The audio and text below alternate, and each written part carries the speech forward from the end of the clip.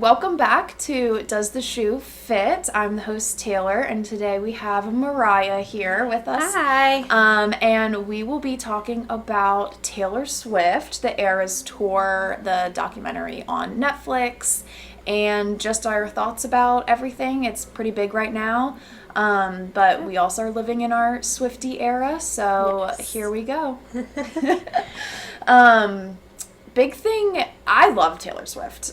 Me too. I think, a lot of us are Swifties here. But I remember, it goes back. We're kind of in the same age group as her. We're a little bit younger, but same generation. How old is she? I think she's 30-something. 30, okay. 30, maybe 31. Yeah.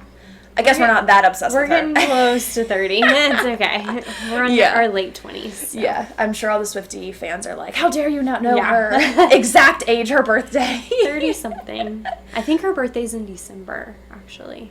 December 13th, because it's close to mine. Mine's December 11th. So. Oh, okay. I see. Hopefully that I didn't get that wrong. That'd be hilarious. I'm a fan, but not an obsessed person. Yeah. So I don't know her birthday. I like her music.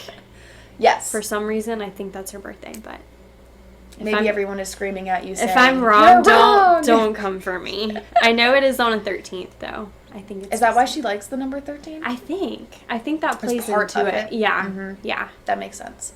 But I remember growing up, and like my first memory of Taylor Swift was on YouTube before there was like Spotify. Yeah. YouTube. Putting on my makeup freshman year of high school and listening to 15, like because I was also turning 15, but 15 came out when I was a little bit younger than that. Yeah. But I remember being like, when I'm 15, I have to listen to this song. It was like 1 year later. Right. Or 1 or 2 years later. Yeah. And just played that over and over again, or like You Belong With Me on repeat while putting on my makeup, like that whole Our Song. I have my memories are more like in the car on the way to school, and I would listen to 15. What album is that? Speak Now or Fearless? Is 15 Fearless? Oh, the fans are yelling at us now. I think it's either Fearless or Speak Now. I think it's Fearless. Okay.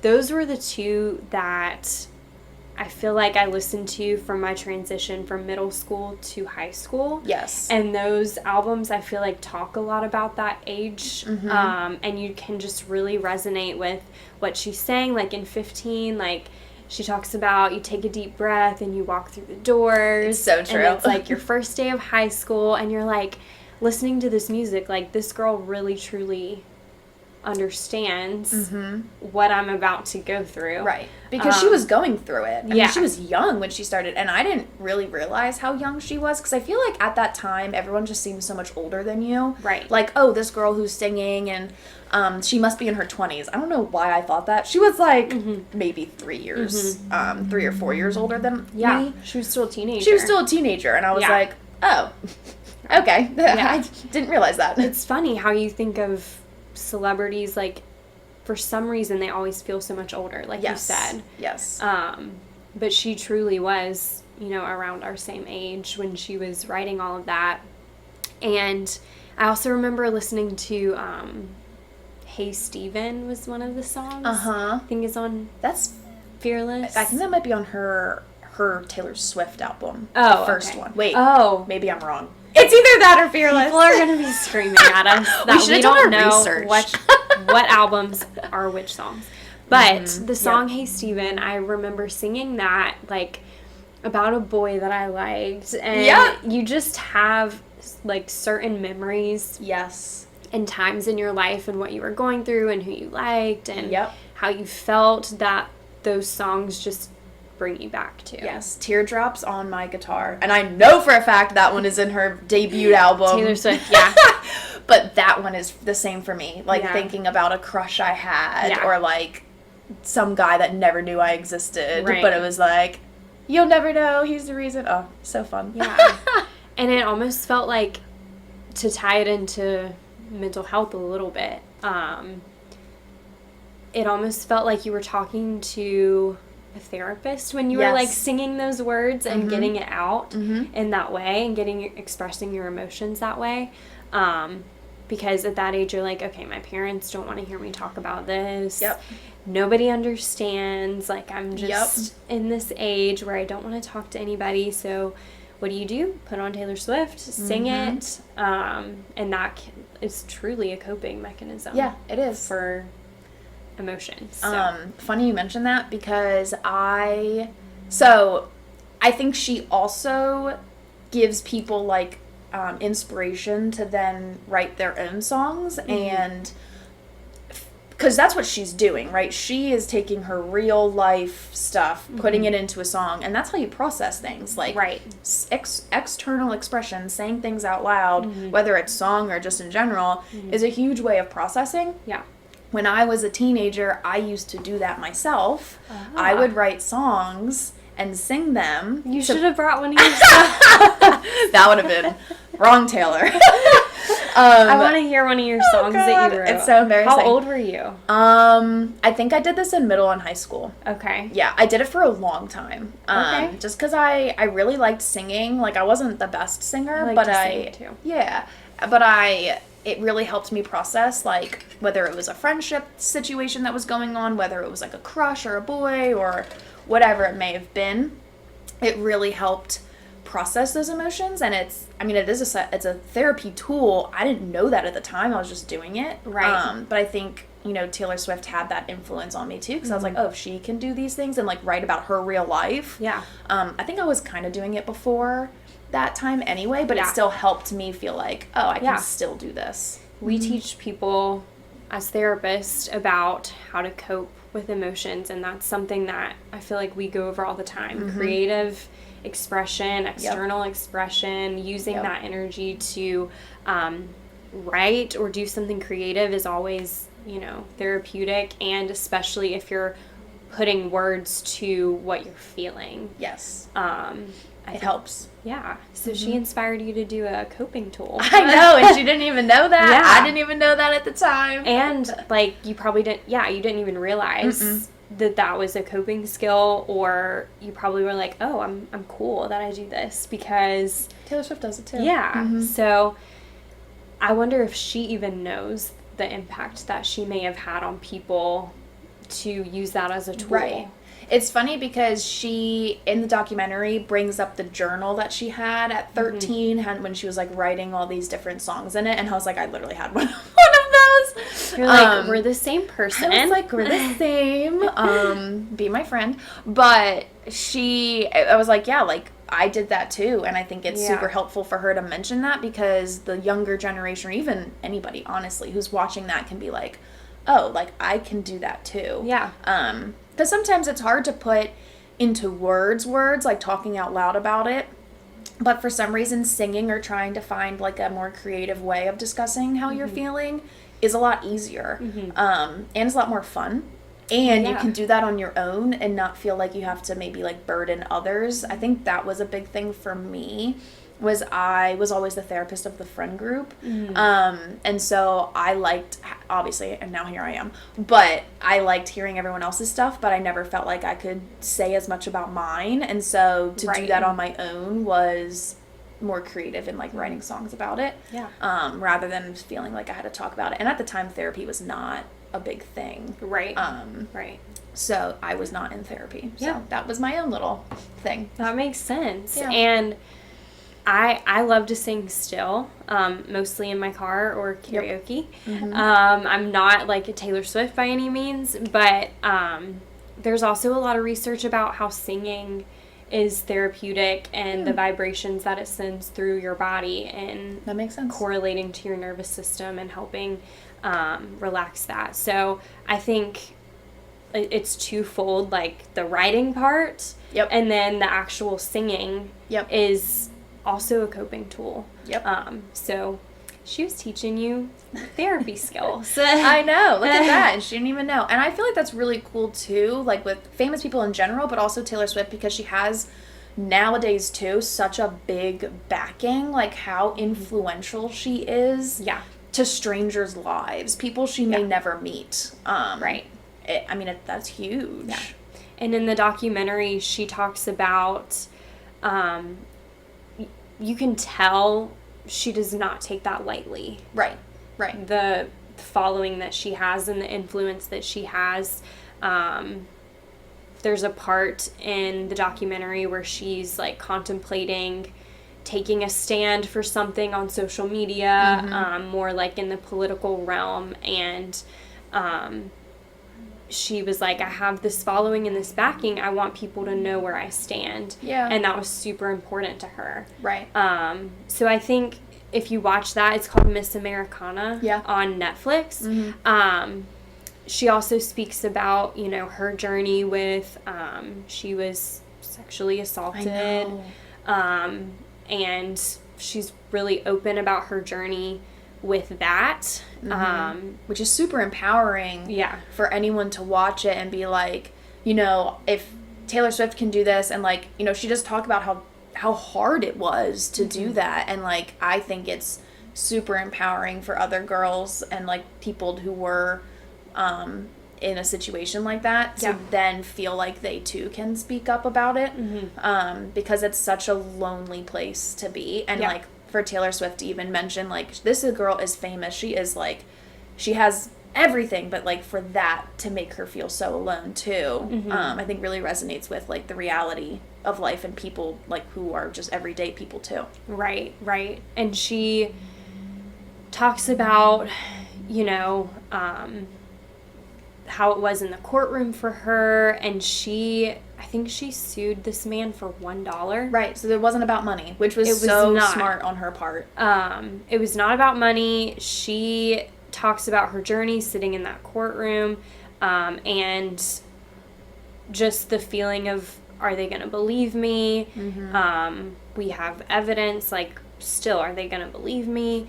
And I think that so many people can resonate with that who have had that experience. Right. And she really makes you feel less alone. Like you said, like someone who has everything. Right. But she still felt that emotion in that situation that so many people do feel. Right. And she could have just sued him for even more millions. But she said $1 is good. Right. And I think that's good, like it was smart of her to do that, because I know the backlash would have been, oh, she just did that for money, right? And I think she knew that too.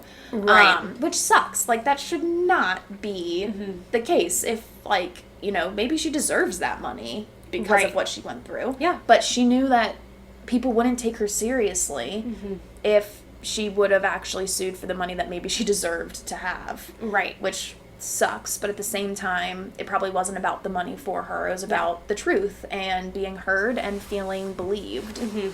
And I think that speaks to, again, like, how seriously she takes her influence and what does she want people to remember about her and think of her.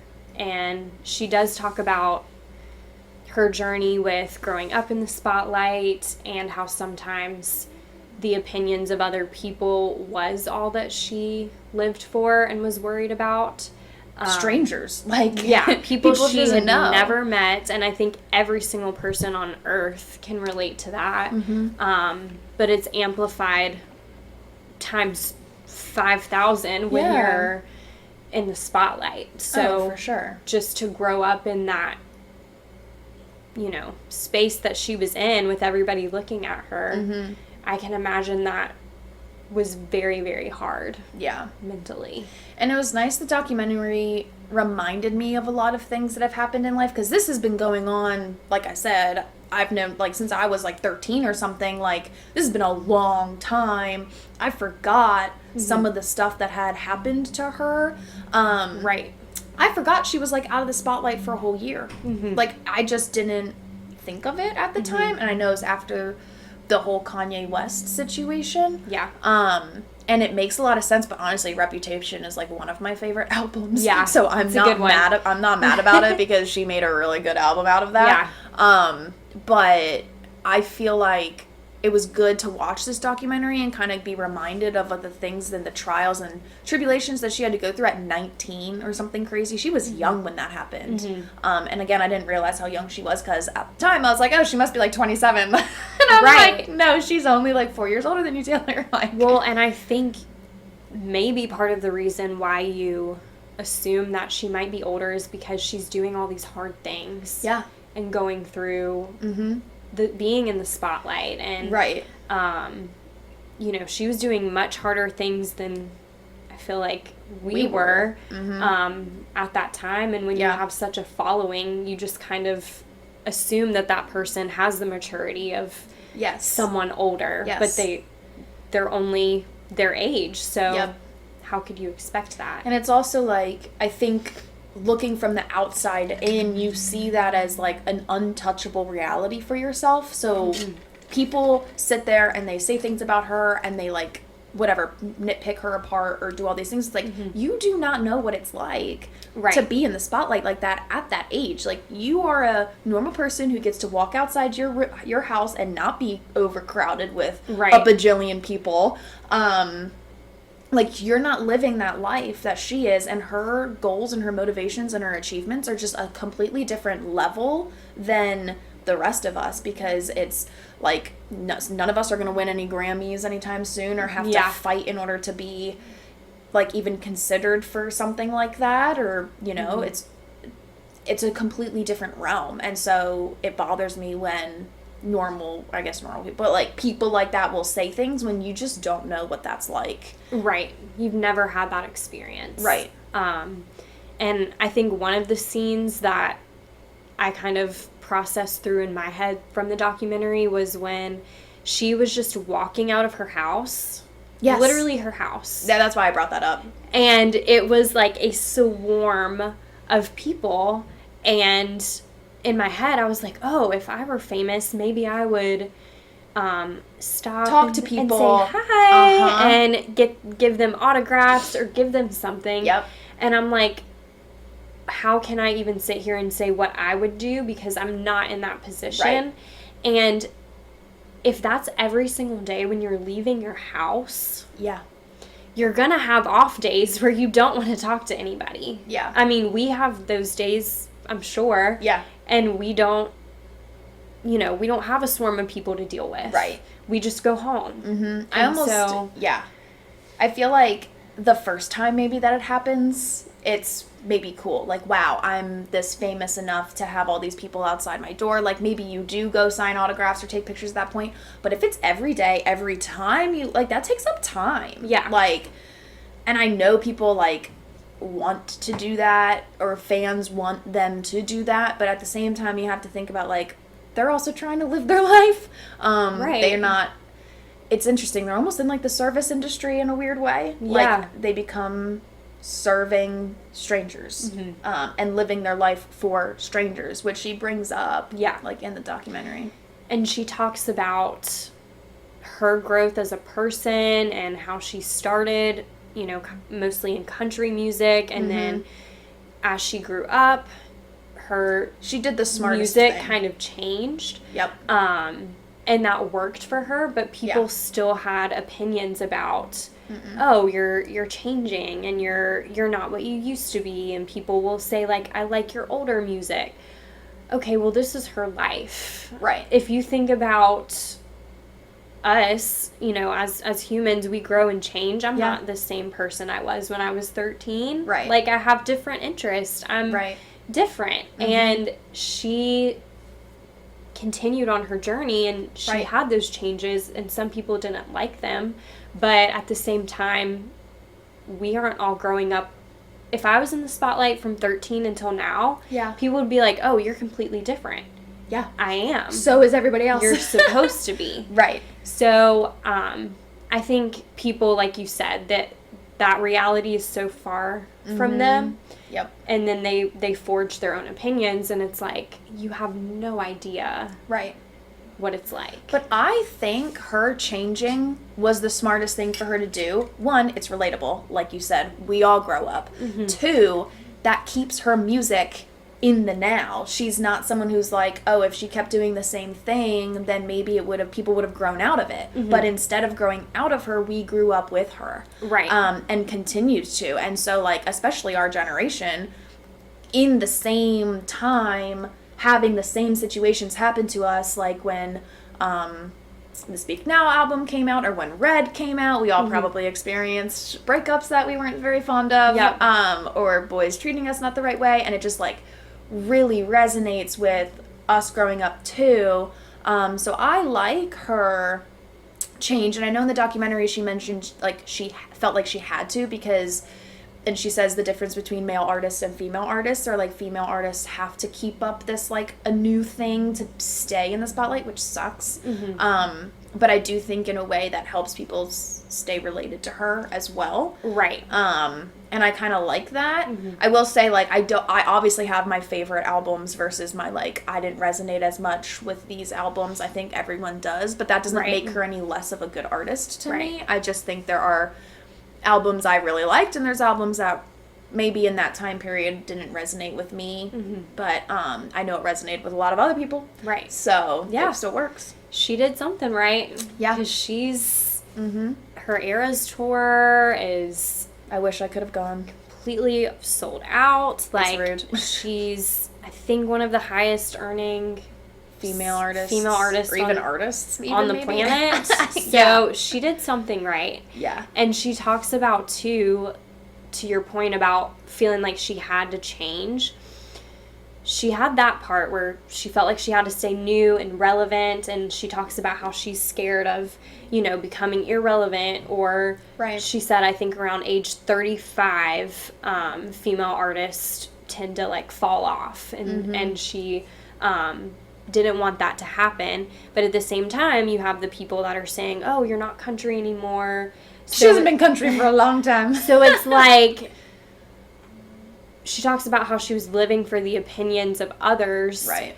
You can't win. No, you can't win. There will always be a hater. Yeah. Unfortunately. So I thought it was really cool to see her journey. Like, I used to only live for the approval of strangers, mm-hmm. and that was what I based my worth and my value on, which I think we can all resonate with at some point in our life. Mm-hmm. And then by the end of the documentary, she's to the point where she's more like, I'm confident in who I am. Yep.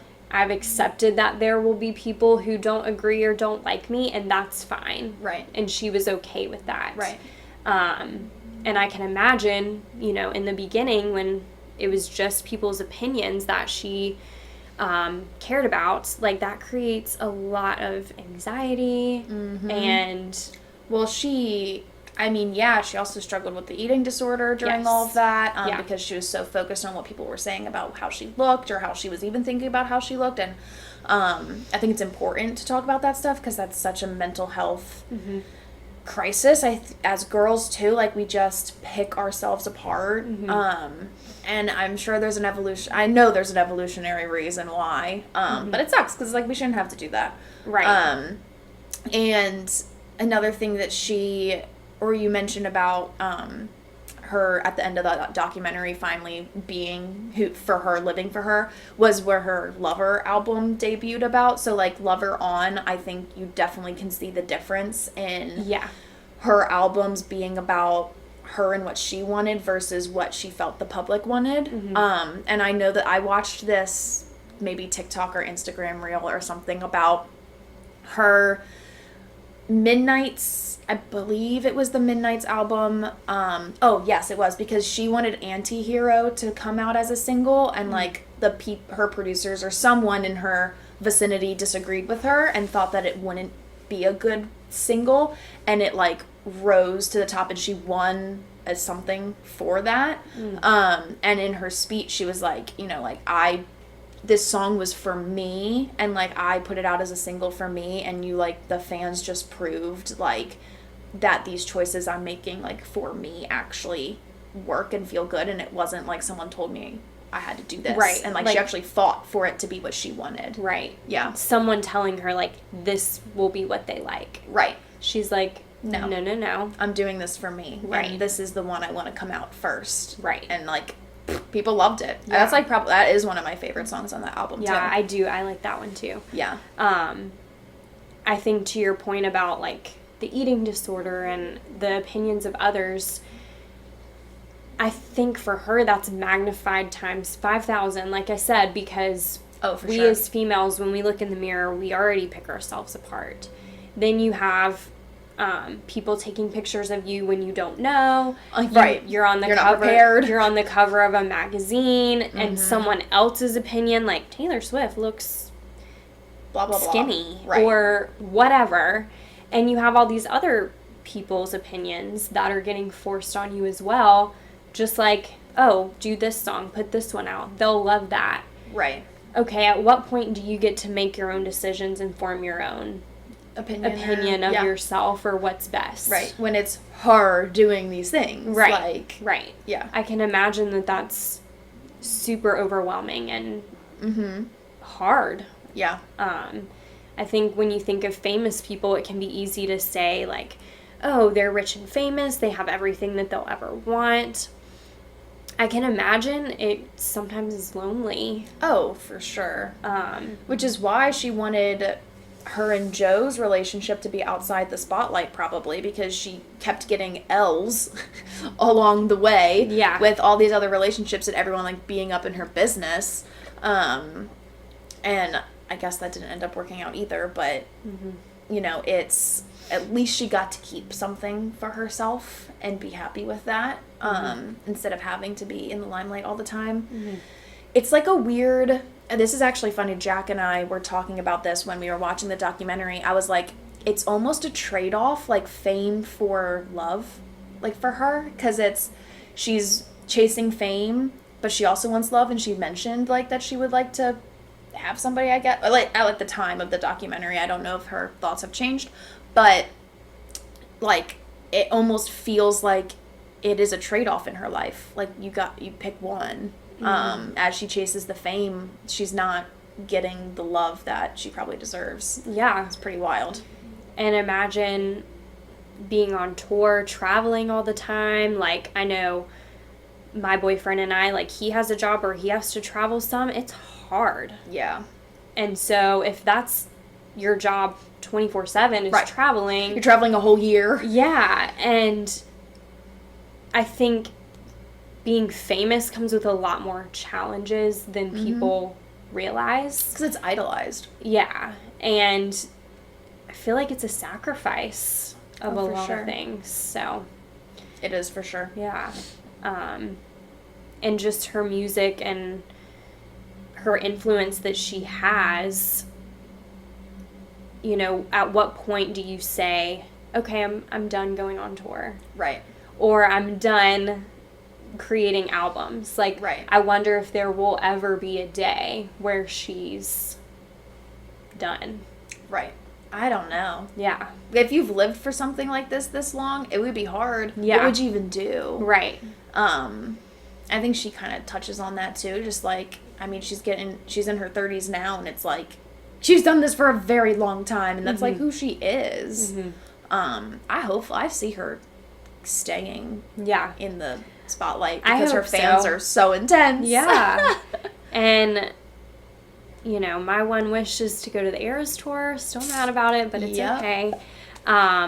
Even, like, I have a younger sister who's 13. Like, she's not our age, and she didn't grow up with Taylor Swift like we did, per se, but she's still such a huge fan. So the fact that she has the ability to span across even so many age groups still is just crazy. Her fan base is crazy. And like, there's also a funny video where like there was a person saying like, Taylor Swift, like, your fans are wild, you could get them to do anything, like, can you get them to drop the price of eggs or whatever? And she was like, I don't, like, probably, like, they'll do whatever I say, or like whatever they want, kind of a thing. And like, apparently the egg price dropped. Oh, okay. According to the video. I don't know how true it was, but they were like saying how Taylor Swift's fans are like so incredibly powerful. Yeah. And I know they weren't always like that, but they are now. So. And I think that I can't think of any other singer who has that. Like, I truly can't. No, I can't either. Maybe Justin Bieber when he was... Keyword was. In his prime. Uh-huh. But right now, today... Right. I can't think of any other singer that has such a powerful... fan base. And I think part of it is because of how relatable and how real she seems. Yep. I've seen videos of the Eras tour, never been, where she's like just talking so casually to fans like it's like they're her friends. Yep. And she owns like we've grown up together. Right. She makes you feel like you're a part of her journey. Right. And I can't really think of any other artist who do that. Yeah. I know. Honestly. Yeah. I mean, I feel like her songs are just also so emotionally intelligent. Mm-hmm. Like, they're just, like, her writing is insane. Mm-hmm. Like, her lyrics really speak to you. They're so creative, and just so real. Yeah. That if she keeps doing that, I think she'll keep staying in the spotlight. Yeah. Like, it's like you have all these emotions in your head and you don't even know how to say them. Like if you're going through a breakup or whatever it may be, and then you hear the Taylor Swift song, you're like, yep, that's it. That's how I feel. Yep. And she puts it so beautifully into a lyric. Yep. And so I think, she's just super, super talented. Yeah. With writing music. Yeah. More I agree. Anything. I also love that her and Taylor Lautner are like friends. It makes me so happy because I feel like that I loved them together, and obviously it didn't work out. But like I love them being friends too, and that Taylor Lautner also married to Taylor. And like honestly, where was I in this pool of Taylors? Yeah, you're a Taylor too. I know. I was like, this is rude. Yeah.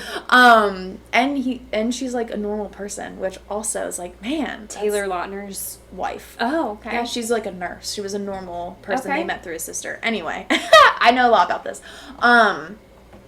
I saw this really funny video of Taylor Lautner praying for John Mayer when Speak Now was getting re-released. Oh my because gosh. he knows that like his song is literally an apology song. Yeah. Whereas John Mayer gets like not an apology song. Yeah. But I also watched another video. I watch a lot of Taylor Swift videos. On her growth as a singer with specifically the Dear John song, where when it first came out when she was 19, her singing on concert, it was very like, I don't want to say mean in a bad way, but like it was very much emotionally charged, and like her facial expressions were very like F you kind of a thing. Yeah. But now when she's singing it on her Eras tour, she's like smiling, like you can just tell that she has grown from those experiences, and she's like able to let go, but like people still love those songs, so she's obviously still gonna sing right them. Right. But and I love that in the new song that Taylor Lautner is in the music video. Did you know that? No. Oh my god, it was great. Which song? Yes. It's one of her Vault songs. Oh, okay. One of the ones she just released. Yes. Okay. And she's literally in a vault. Why can't I think? The fans are screaming at me right now. I do not know what song it was. Oh wait, it was called it's like a long title, I feel. Okay. I feel like there's a little title. I'll look it up.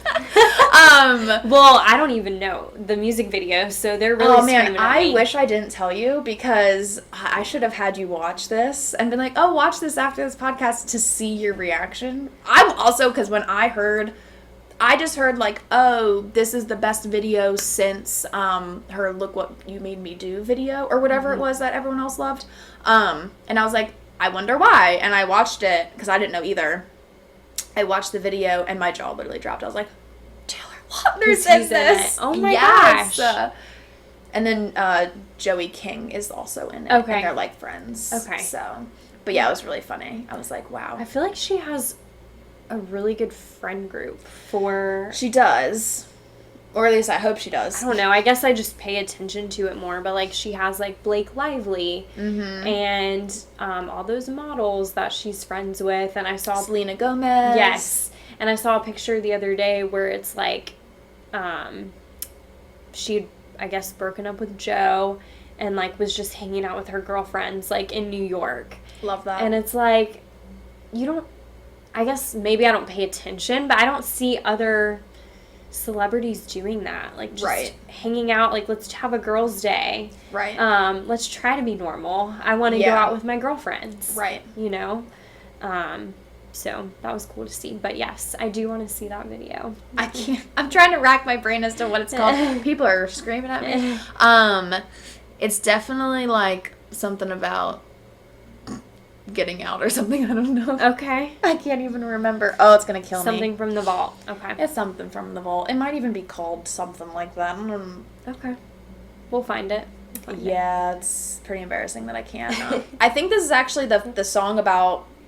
Oh, I could be getting this mixed up, but there's another Vault song that came out with Speak Now, and there's a lyric about, like, going up against the wall in, like, a sexual way.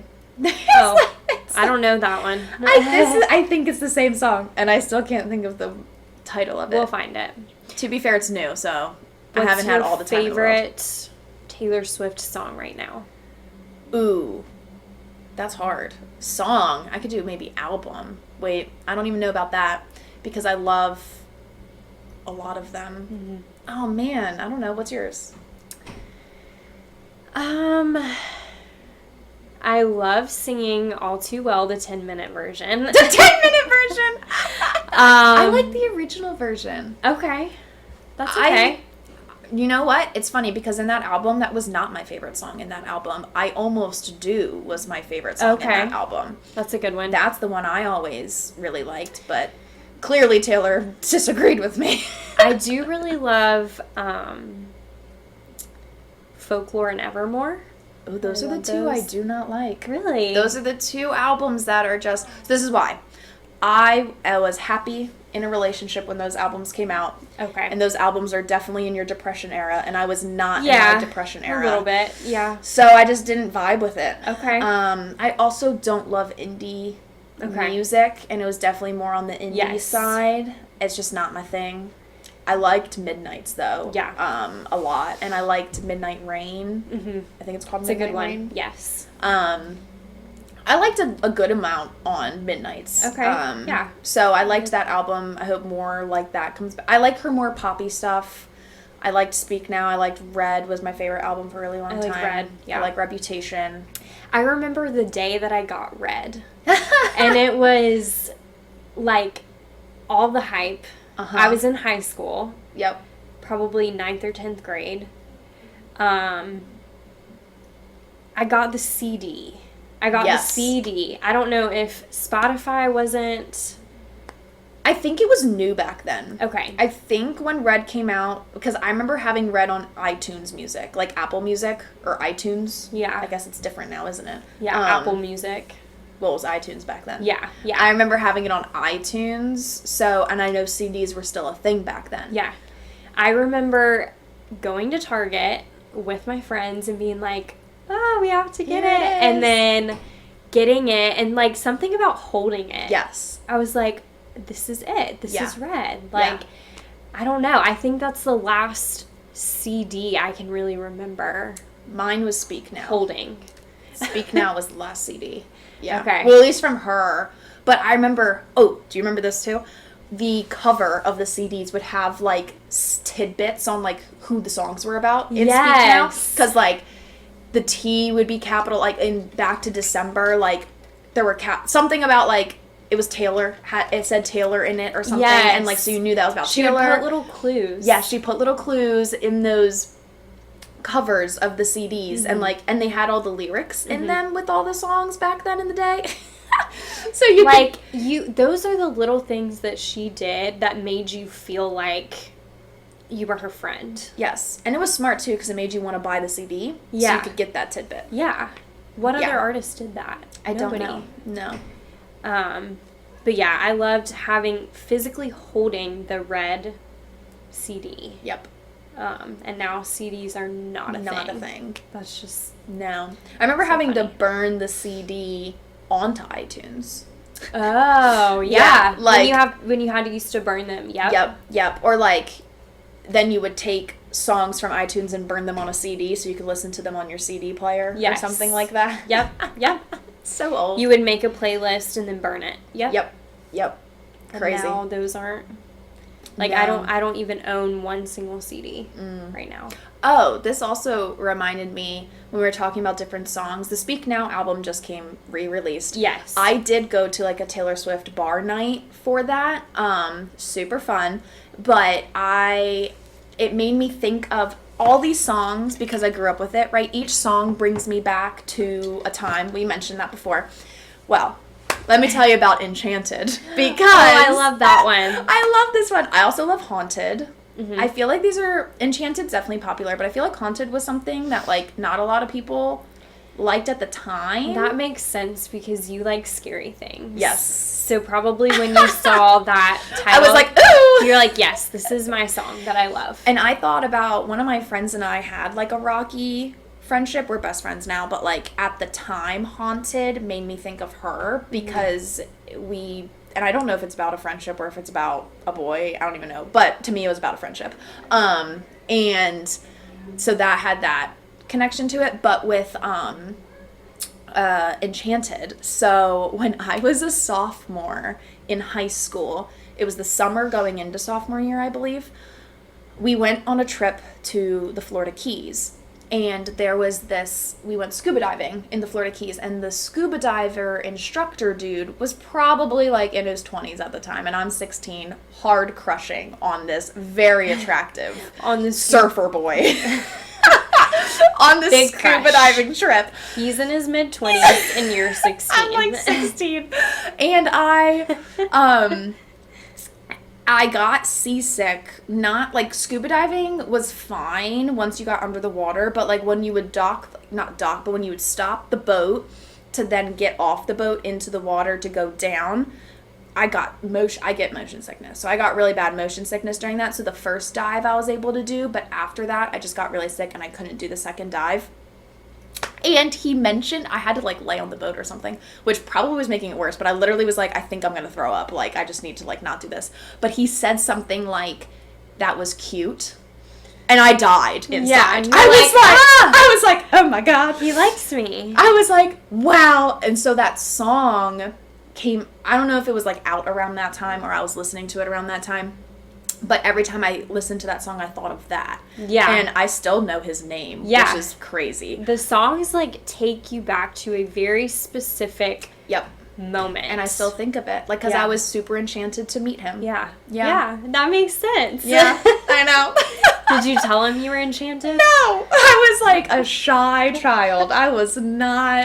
I had no extroversion. It came out later, but like, I did not want to say anything to him. Also, I was 16. He was definitely in his 20s, but he was You're so like, cute. I've got no shot, but I am going to sing a Taylor Swift song about you. Yeah. By the way, I'm going to sing a Taylor Swift song about you later. So funny. Yeah, no, but I just like love that, and I love that it brings me back because she's probably yes, there's been a lot of artists that I can do the same thing with. But there's just something about her music that really does bring that out in me, and I think for a lot of people too. It takes you to a very specific moment. Yes. And that's so cool. I know. Like, music is so powerful. That is so true. I just love it. I love it music. too. Me too. One last thing before we end. When we were watching the documentary, they show Abigail. I was like, oh, that's Abigail! The friend? Yeah. Don't remember that part. She was like having dinner with her. Oh, yes. I do remember. And it said Abigail, and I was like, that's from the song 15. Yes.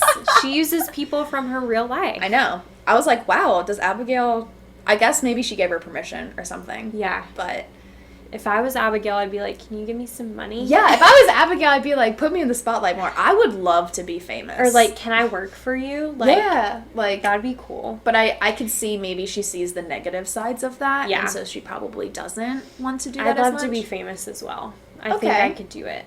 I feel like I say that a lot, but like a lot of my coworkers disagree. They don't want to be famous. I would love to be famous. I would love it. Mm-hmm.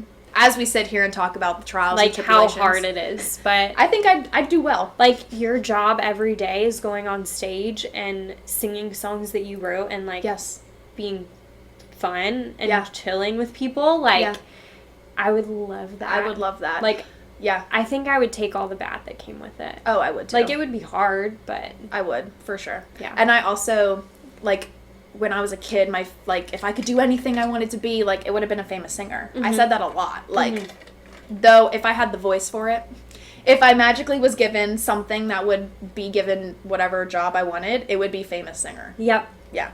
Because acting is hard.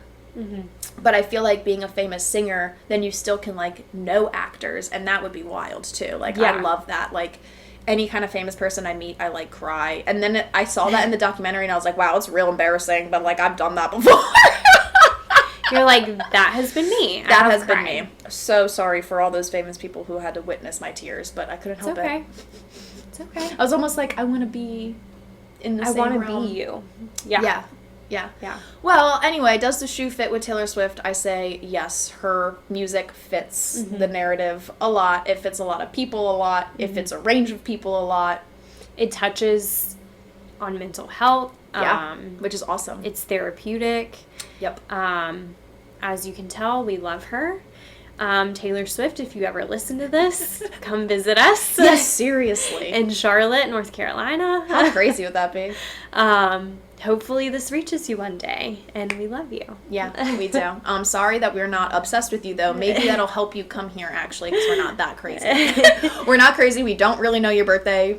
We don't really know some of these song titles, but we still love you. I think it's December 13th. We'll look it up. And I still can't remember that song that Taylor Lautner is in, and I'm going to show you after this, and it's going to murder me, so I'm going to be like, so sorry.